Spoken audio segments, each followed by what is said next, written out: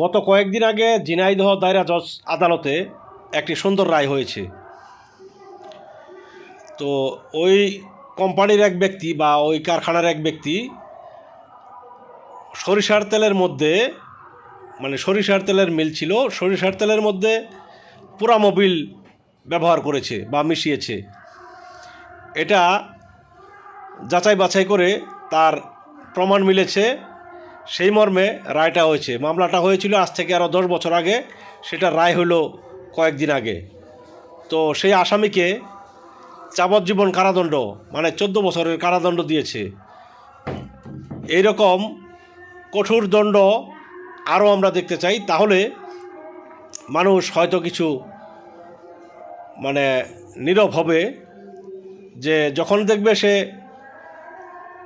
যে ভেজাল করলে বড় বড় সাজা হচ্ছে, তখন তারা ভেজাল থেকে দূরে থাকতে পারে।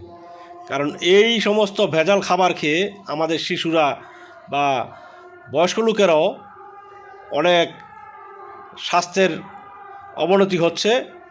এটা আসলে জরুরি ভিত্তিতে তাদের সকলকে শাস্তির আওতায় আনা উচিত। ধন্যবাদ।